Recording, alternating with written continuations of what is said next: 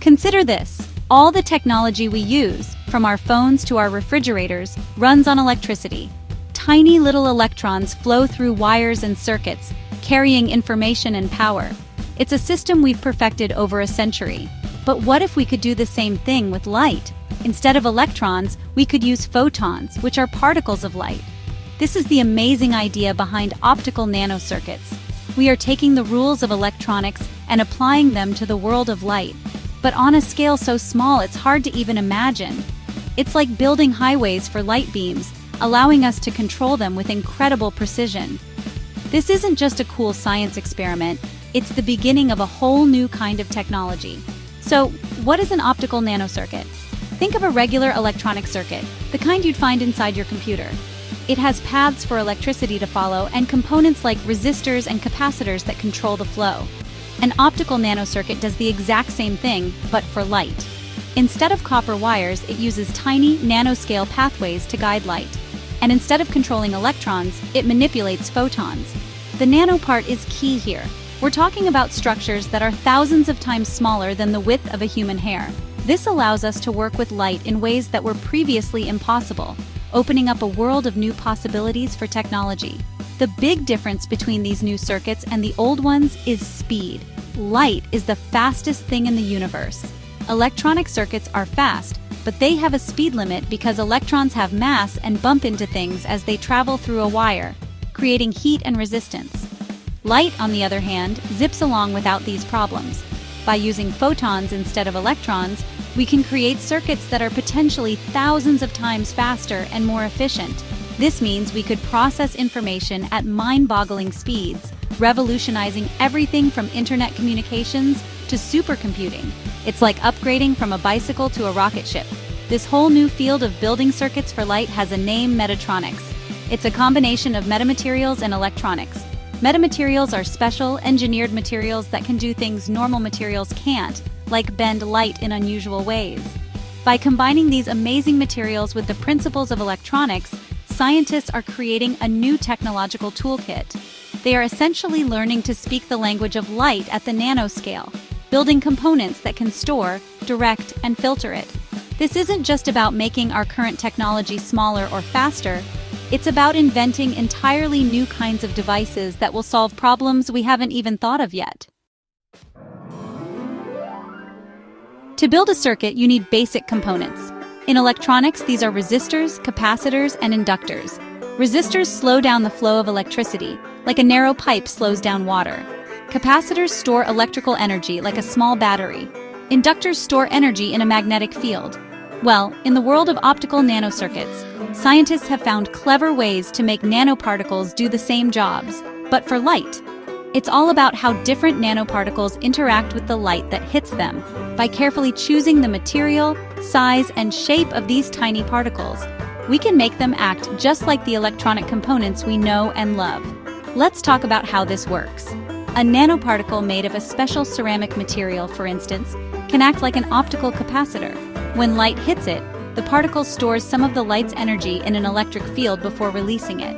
This is very similar to how a regular capacitor stores and releases electrical charge. For an inductor, scientists might use a tiny particle of a material like silicon. When light shines on this particle, it creates a circulating magnetic field inside, effectively storing light's energy as magnetism. It's a remarkable parallel to how an electronic inductor works, just on an incredibly small scale and with light instead of electricity. Now for the resistor. An optical resistor is a component that needs to dissipate light energy, turning it into heat, just like an electronic resistor gets warm. For this job, scientists often use nanoparticles made of plasmonic materials like gold or silver. When light hits these particles, it makes the electrons inside them slosh back and forth very quickly. This rapid motion creates friction and generates heat, effectively resisting the flow of light energy. So by arranging these different types of nanoparticles in a specific pattern, we can create a complete circuit that guides and controls light with amazing precision. It's like having a complete toolbox for manipulating light. All of this leads to a really important idea: optical impedance. In electronics, impedance is a measure of how much a circuit resists the flow of alternating current. It's a combination of resistance, capacitance, and inductance. Well, optical circuits have impedance too. It describes how much a nanocircuit resists the flow of light waves. By carefully designing our nanoparticle components, we can control the optical impedance of a circuit. This is super important because it allows us to match different parts of a circuit together, ensuring that light energy flows smoothly from one component to the next without being wasted or reflected. It's the key to building efficient and powerful optical devices. So we have these amazing optical nanocircuits. What can we build with them? One of the most exciting applications is the nano antenna. Just like a big radio antenna on your car receives radio waves and turns them into sound, a nano antenna is designed to work with light. It's a tiny nanoscale structure that is incredibly good at capturing light waves from the environment and concentrating that energy into a very small spot. It can also do the reverse take energy from a tiny source, like a single molecule, and broadcast it as light. These nanoantennas are the bridge between the world of visible light and the nanoscale world of molecules and atoms. What makes nanoantennas so special is how they work at super high frequencies. Light is an electromagnetic wave, just like radio waves, but its frequency is hundreds of thousands of times higher. A normal antenna would be completely useless for capturing light, but nanoantennas are built precisely to resonate at these optical frequencies.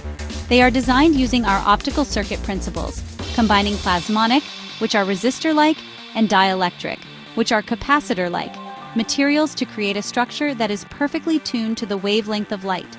This allows them to interact with light in a way that is incredibly efficient, far better than just a single nanoparticle on its own. Think of it like tuning a guitar. If you pluck a string, it vibrates at a specific frequency, creating a musical note. A nanoantenna is tuned to vibrate or resonate when a specific color or frequency of light hits it. This resonance allows it to absorb and concentrate that light energy with remarkable power.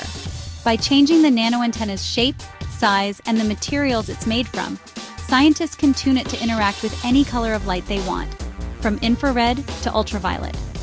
This precise control is what makes them such powerful tools for a huge range of applications, from medicine to communications. The ability to focus light down to a point smaller than its own wavelength is one of the nanoantenna's greatest tricks. This was once thought to be impossible due to the laws of physics, specifically the diffraction limit. But nanoantennas get around this rule. By capturing light and converting it into localized energy at their tip, they can create an intense hot spot of light on the nanoscale. This allows us to see and interact with things we could never see before, like watching a single protein fold or triggering a chemical reaction on the surface of one molecule. They are our tiny, powerful eyes into the nanoscopic universe. The potential applications for this technology are truly mind-blowing. Let's start with medical tools. Imagine a nano antenna attached to a drug molecule. This smart drug could be injected into the body, and it would do nothing until doctors shine a specific color of light on it. The nano antenna would absorb the light, heat up, and release the drug right where it's needed, targeting cancer cells without harming healthy tissue. We could also use nano antennas as incredibly sensitive biosensors, capable of detecting a single virus or a faulty protein in a blood sample, leading to much earlier disease diagnosis. This could completely change how we approach healthcare. Then there's the world of energy and communications. In solar panels, much of the sunlight is reflected or isn't absorbed efficiently. By covering a solar cell with a layer of nanoantennas, we could capture more of the sun's light and funnel that energy directly into the cell. Each nanoantenna could be tuned to a different color of light, allowing the panel to absorb the entire solar spectrum, making them vastly more efficient. In communications, optical circuits could lead to light-based computing, or Li-Fi, where data is transmitted by light at speeds that make today's Wi-Fi look like dial-up. Every light bulb in your house could also be a high-speed internet router. Beyond these ideas, the technology could improve our daily lives in subtle yet profound ways. Think of ultra-high-resolution displays that are brighter and more energy efficient, or tiny, wearable sensors that continuously monitor our health and environment. We could have night vision technology so small it could be built directly into a contact lens. Chemical factories could use nanoantennas to precisely drive chemical reactions with light, making manufacturing cleaner and more efficient. The possibilities are limited only by our imagination, as we are fundamentally gaining a new level of control over the most abundant source of energy in our universe, light. Ultimately, exploring optical nanocircuits and nanoantennas is about more than just making faster computers or better solar panels. It's about opening up a new frontier in science and engineering.